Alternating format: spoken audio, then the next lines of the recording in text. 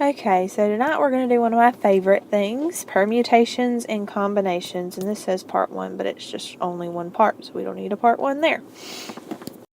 Okay, the first thing is if we're trying to figure out how many different ways I could do this, as in going up to the 3rd floor using the escalators, what we want to do is use the multiplication counting principle. So how many different ways could I get to the 2nd floor? 2. So I could choose 2 ways. And then when I got to the 2nd floor, how could I get up to the 3rd floor? There's 3 ways. So essentially there are 2 times 3 ways to get to the 3rd floor, which is 6 different ways. I could go up here and then up that one, or that one. Or I could go up this one and then up that one, or that one. So that ended up being 3 different paths. 6 different paths. That's called the multiplication counting principle. So if I have a pizza and I want to make how many different combinations I can make, I've got 8 different options for vegetables and then 6 different options for meats, which means if I choose 1 meat and 1 vegetable, then I have 8 times 6 different options, which is going to be 48 different options. Then it gets a little more complicated when we're talking about this question, how many different batting orders can you have with 9 players? Well, you could have 9 different players for the first batter, then you could have 8 different for the second, and then you could have 7 for the third, and then you could have 6, and then 5, and then 4, and then 3, and then 2, and then 1. So what you have is 9 factorial. That's what that means when it goes down the road like that. And your answer can either be 9 factorial or you can multiply it out. 9 factorial is the same thing as 362,880. And that is a lot. Alright, a swimming pool has 8 lanes. And how many ways can 8 swimmers be assigned lanes for a race? So if I've got 8 swimmers and 8 lanes, I have 8 options for the first lane, and 7 options for the second lane, and 6 options for the third lane, and 5, and then 4, and then 3, and then 2, and then 1, which is the same thing as 8 factorial. Or you can multiply it out. Okay, then we have permutation notation. A permutation is what you need to do when you have to arrange objects in a certain order. And the word arranged is the key word. So if you look at our question down here, we've got arrangements. That's how you know you use a permutation. And then down here we have the word arrangement. So we know we're going to have to use a permutation. The formula for permutations right here. You get to write it in your notebook. It's probably going to be on the board, but I would prefer you remember it. Okay, so a band has 7 new songs and wants to put 5 of them on a demo CD. How many arrangements of 5 songs are possible? So we have 7 songs, and we need to arrange 5.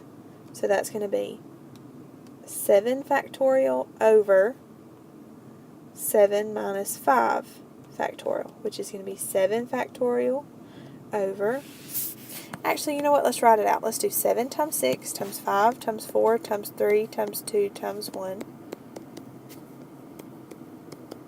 over, and 7 minus 5 factorial is going to be 2 factorial, which is just 2 times 1. And this 2 times 1 cancels that 2 times 1, and you get 7 times 6 times 5 times 4 times 3. And then you probably do need to write that number out.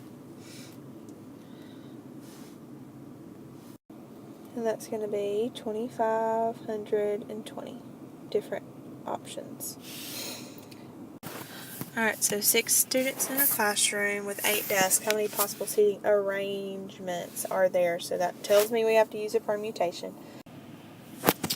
So we are going to arrange 8 desks, 6 at a time. So that's going to be 8 factorial over 8 minus 6 factorial, which is 2 factorial. And that's going to be 8 times 7 times 6 times 5 times 4 times 3, because the 2 factorial is going to cancel the 2 times 1 at the bottom. And now you can go ahead and multiply that out, but that's what that would be. That's just a little extra practice. Alright, so combination notation. Now this is something that I have to throw in there, and it is going to get you a little bit confused. But just know that a permutation is when you're arranging them in a specific order, and a combination is when the order doesn't matter. It's just a group of things that are chosen. So, 20 people report for jury duty. How many different 12-person juries can be chosen? So, order doesn't matter. What you're going to do is take, we've got 20 people chosen 12 at a time. So that's going to be 20 factorial over 12 factorial times 20 minus 12 factorial. So that's going to be 20 factorial over 12 factorial, 8 factorial.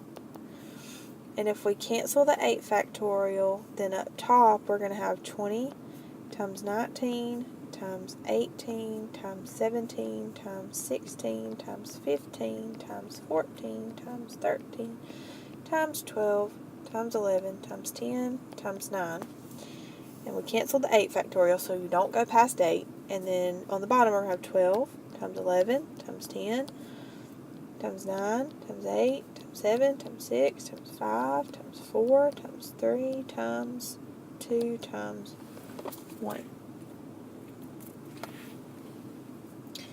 And then if you multiply and divide like you're supposed to, you will get 125,970, which is C. It's always nice to get the exactly answer up there. Alright, and got it for in how many different ways can you choose 3 types of flowers for a bouquet from a selection of 15 types of flowers? So, if we move that up,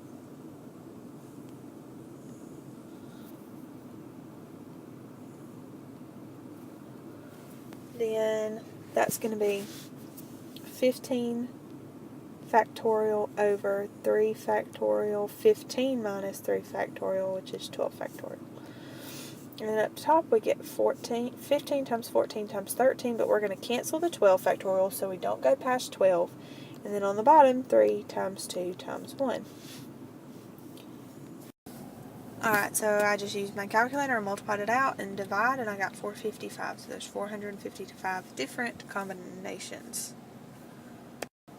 Alright, so this is your got it. I want you to do this on a separate sheet of paper to prove to me that you watched the video and know what you're doing, and then bring it to me tomorrow. If you need to ask me questions, you know how to get in touch with me. If not, I'll see you tomorrow.